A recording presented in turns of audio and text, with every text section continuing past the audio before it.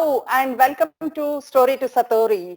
Today I have a very pretty and popular TV actor, Priyaa Arya, who has acted in TV serials on Z, on Sony and many other channels. And some of the names of her TV serials have been Right Left, Left, Right, Left, Kasturi, and which has been most famous, and Kasam Se Kasam, Apna Apna Karam, Ladki Anjani. And she has acted in many more feature films. She has done music videos, she has done ad films, and she's also done a lot of other videos. And right now, she is the founder and director of Smilofy, an organization where her mission is to bring smiles and health for people all across the world.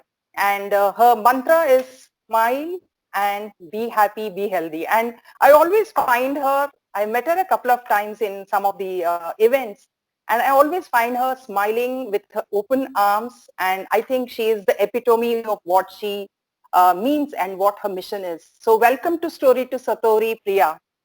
Thank you, Jahnavi. That was a long description. Uh, No, no, in I fact, would it was like just to add an ex-actress because I'm no more acting since almost a decade now. So yeah, yes, I'm more into the world of human emotions and yes, of course the political activism. That can't go. yes. Social activist. In So fact, I have just begun the introduction. To give a formal introduction, Priya is a social activist. She is a motivational trainer, and she is a multi-talented person. And she started off as a management trainee in Taj Hotels, and then she moved on various organizations, maybe I think more than a dozen organizations. And then she had a stint of 10 years in TV serials, and that has been a while ago. But nevertheless, most of us know her from that popularity, and now, of course, she is very much on social media, and she is motivating people to have better emotional intelligence. And so we're going to have a conversation around mainly on emotional intelligence and what her organization signifies, Smilofy, and bringing, spreading happiness and joy and smiles on faces, basically, and health, of course. Now it's most important in this as of scenario. now with COVID-19, definitely. Yes, So basically, Smilofy is I founded that with a notion that when we look around, we see a lot of people complaining quite a bit. And even when we see these social activists and other people, the political people, they are so busy creating victims around. They're so busy sympathizing rather than empathizing and empowerment. yes, So my entire core is to empower yourself because it is your life and the consequence that you choose, that the consequence of your choice. Basically, you make a choice. No matter what you yes, go through in your life, yes, it is your choice. yes, It's your choice to yes, not fight. It is your choice to give up. It is your choice to be a success story or just be under absolutely. poverty or anything. So basically, it Mm, is your choice because we have seen so many success stories coming from every walk of life. So if a few of them could do, everybody else can do if they push their limits a little. So my kind of social activism is actually very mm, different. mm. And it In fact, runs I around. wanted to ask you, yeah, in fact, I wanted to ask you, what is the story behind Smilofy? Why did you start this at all? Can we just go back a bit and try to reflect and bring your story? How do you connect what you're doing now? And then earlier, like there were three phases, right? You started with a management and hotel industry, and then you moved on to the film industry, and now you are in the human resource or the emotional business. So, there is a connection all throughout. I did a lot of research on your LinkedIn and your other social media pages. I found out that even during that time, when you were shooting in places in Madhya Pradesh, you were always managing people. You were bringing a lot of smiles on the people. And so there was some kind of whatever you wanted to do now, that was the seeds were sown then. And can you go back and tell us what made you to start this in the first place? I have Yeah, to really go back when I passed my college. yeah. I did hotel management and I passed out in 97. And I was picked up by Taj Group of Hotels as a management trainee. Mm. 2 weeks into the training, Mm. uh, film Border had released back then. So the entire crew had come to stay in Taj Palace, Delhi. Okay. And I was standing there with that thali in my hand, Uh, welcoming them. That uh, was the biggest blow on my life. Yeah, that was the first seed that came into me that I don't want to stand where I am. I want to stand in the opposite side. I want oh, to help. So that was sorry the to first interrupt. thought. Was a sunny dual there in that group of No, people? we had Jackie Shroff and we had Sudesh Berry and a couple of them more. So Jackie Shroff Yeah. and Sudesh Berry definitely I Yeah. remember. Yeah. So now with that thought, it was impossible for me to stay in Taj. So I started Mm. looking for another job and luckily I found another job in a week's time, which was a senior account executive in one of the ad agencies, Foresight. Mm.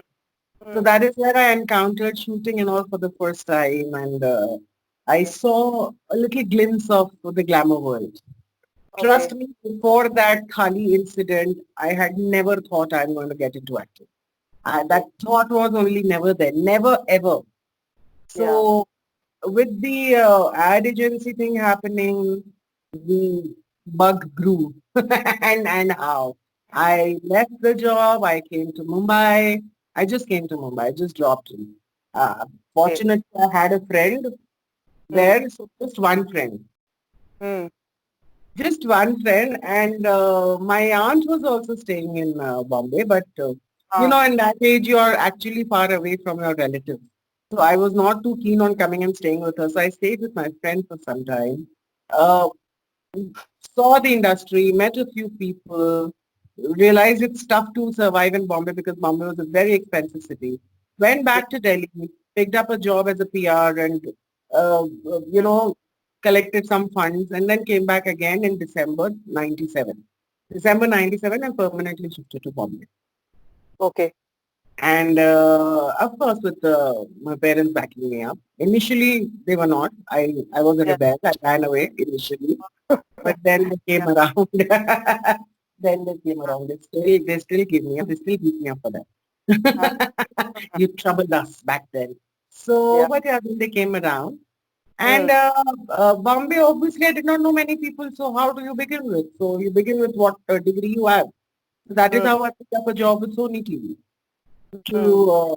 to make to get to know people, to get Yeah. contact in place. So I got a job as a guest relation executive, the then CEO of Sony, Kunal Das Gupta. I was working directly under him, and I was in charge of all the parties and stuff that was happening. So Hina had TV serial Hina had just released. So I Okay. I was totally in charge of the launch party and stuff with the Mm. PR team.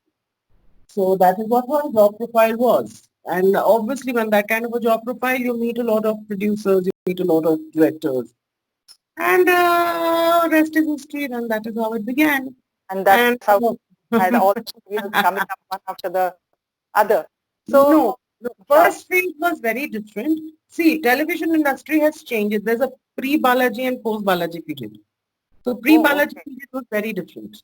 Mm. We were a handful of actors and everybody knew everybody and working styles were very different and a channel never used to interfere with the creative aspect and Mm. things are very different. So in between I fell in love and I got married. Okay. Okay, and then I left the industry for some time, Oh. for 3 years. Unfortunately, I lost my husband. Mm. He succumbed to pneumonia and whatever. So in 3 years, I was back. So in 3 years, a lot had changed. From 2000 to 2002, a lot had changed. Ekta was raining when I came back, and the entire system had changed. We didn't know what auditions and all were. Suddenly there were auditions, and it was a major change management I had to go through. And this time, second time entry was more tough. Mm. Uh, it was difficult. Okay. So it took me some years. It took me some 2003 to 2007. It took me 4 years to actually break the ice. Okay. I was doing small roles here and there, everything, but the major role that came my way, Kasturi. Before that, left, right, left definitely was happening, but I was not very happy with the character, how it had and stuff. So the major big breakthrough came in 2007. Okay. And then I did a couple of shows as a negative lead. Then I thought, what next? I'm not going to be the mother Dixit of the world. And see, you have to understand the film industry, specifically television industry, is not stable. It is like today you have a project. Might not have a project for years. And you have a certain lifestyle that you have to maintain, a certain, it's not easy to survive in that That industry. have to be all the time, you know.